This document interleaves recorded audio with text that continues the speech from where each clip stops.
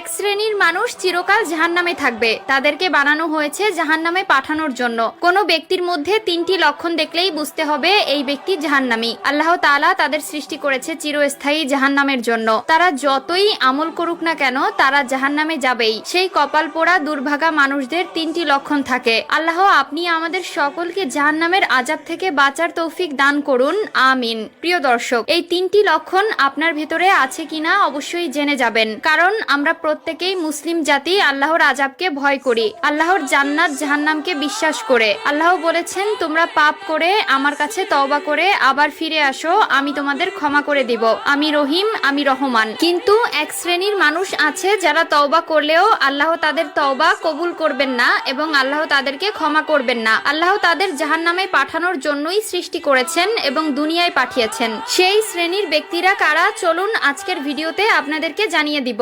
ভিডিওটি সম্পূর্ণ দেখবেন এবং মিলিয়ে নিবেন এই তিনটি লক্ষণ আপনার ভিতর আছে কিনা। যদি থেকে থাকে অবশ্যই আল্লাহর কাছে পানাহা চাইবেন, আল্লাহর কাছে ক্ষমা চাইবেন। ভিডিওটি শেয়ার করে দিবেন, হয়তো আপনার একটি শেয়ার একটি মানুষকে ইসলামের পথে চলার জন্য সাহায্য করবে এবং পাপ কাজ থেকে নিজেকে বিরত করবে। একটা জাহান্নামী ব্যক্তি একটা চতুষ্পদ প্রাণীর চাইতেও নিকৃষ্ট, কারণ চতুষ্পদ প্রাণী জাহান্নামে যাবে না, কিন্তু একটা মানুষ আল্লাহর সৃষ্টির সেরা জীব হয়েও তার পাপ কাজের কৃতকর্মের জন্য চিরস্থায়ী জাহান্নামে জ্বলতে হবে। তো চলুন বেশি কথা না বলে শুরু করি আজকের ভিডিও। আজকে আমরা জানবো জাহান্নামী ব্যক্তিদের তিনটি লক্ষণ সম্পর্কে, যে তিনটি আমাদের সকলের মধ্যে বিদ্যমান থাকতে পারে। জাহান্নামী ব্যক্তিদের তিনটি লক্ষণ হলো, এক, তাদের অন্তর আছে কিন্তু এই অন্তরে আল্লাহর ভয় জাগ্রত হয় না। যে অন্তরে আল্লাহর ভয় নেই সেই অন্তর শয়তানের দখলে থাকে। সহজভাবে বলতে গেলে তারা আল্লাহকে বিশ্বাস করে কিন্তু আল্লাহর ভয়, আল্লাহর আযাবের ভয় তার অন্তরে বিকশিত হয় না। তার অন্তরের ভেতর নাফরমানিতে ভরে গেছে, তার অন্তর পাপ কাজে পাপিষ্ট হয়ে গেছে।